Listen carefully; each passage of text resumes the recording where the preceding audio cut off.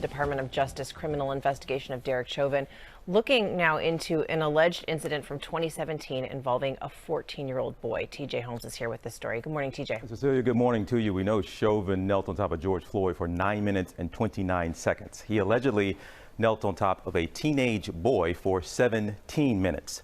The jury didn't get to hear about that, nor about a lot of the other incidents and complaints in Chauvin's personnel file. But now, even after the guilty verdicts, Chauvin's past life and behavior are under scrutiny. On the heels of that DOJ announcement of an investigation into the Minneapolis Police Department's practices as a whole, sources now tell us that the DOJ's ongoing criminal investigation of convicted murderer Derek Chauvin is also looking at a September 2017 incident involving a black teenager. The confrontation was captured by body cameras, and the video was presented to the judge in Chauvin's just concluded murder trial. That's according to the state prosecutor, Matthew Frank, who wanted to tell the jury about the case. Chauvin was dispatched to a home on a domestic dispute call between a mother and her son. After entering the home, officers told the son to lie on the ground, which he refused. Chauvin allegedly then hit the 14-year-old boy in the head so hard he needed stitches, grabbing the teen by the throat, causing him to lose consciousness and fall to the ground. Frank wrote, noting the teen's ear began bleeding, and about a minute after going to the ground, the child began repeatedly telling the officer that he could not breathe. He allegedly held the boy down with his knee for nearly 17 minutes. The U.S. Justice Department is still weighing whether to bring federal charges against Chauvin. We also have more information this morning about Chauvin's life on the force and off. Despite several commendations and awards during his 19-year career, Chauvin was named in at least 17 complaints, including one alleging excessive force during a traffic stop.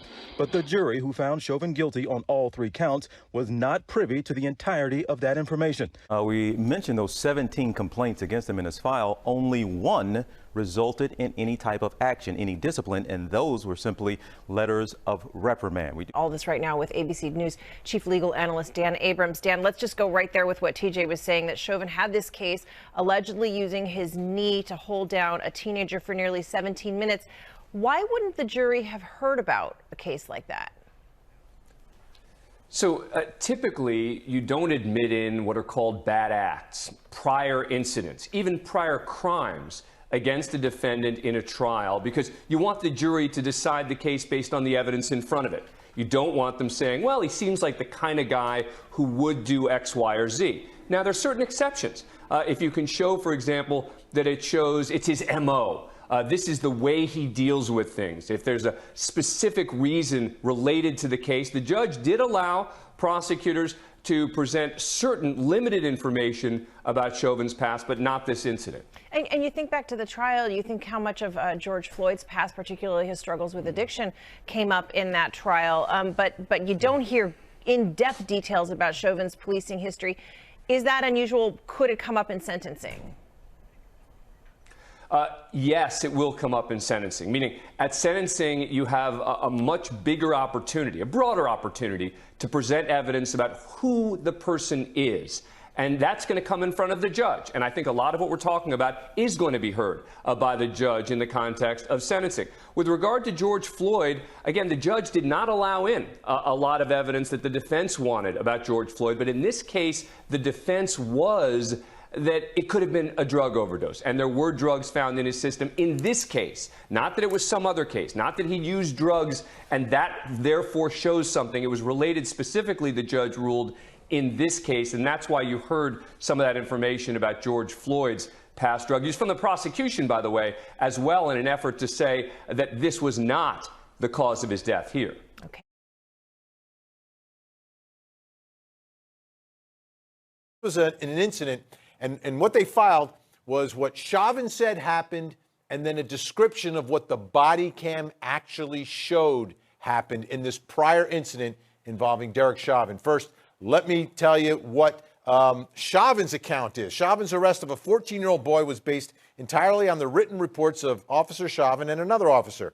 Since filing the memorandum, the state has obtained the body-worn camera videos for this incident, which provide a more honest account of the incident than Chauvin's report. According to Chauvin, the juvenile male, quote, then displayed active resistance to efforts to take him into custody by flailing his arms around. In his report, Chauvin wrote that he believed the juvenile male would escalate his efforts to not be arrested. And because of the juvenile male's large size, Chauvin delivered a few strikes to the juvenile male.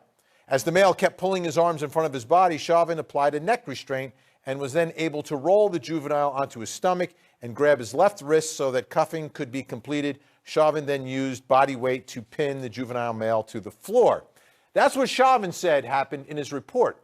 Then prosecutors took a look at the body cam footage, and they described it for the judge in their papers. Here's how they describe what happened, what actually happened, according to them. At 9:13, a mere 33 seconds after telling him to come out of the room, both officers grabbed the child. Officer Walls told the child to get on his stomach, and when he did not, Chauvin hit the child with his flashlight, just 8 seconds after first grabbing the child.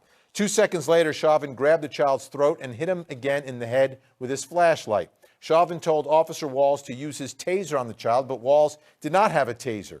At 9:14, 15 seconds, Chauvin applied a neck restraint, causing the child to lose consciousness and go to the ground. About a minute after going to the ground, the child began repeatedly telling the officers that he could not breathe, and his mother told Chauvin to take his knee off her son.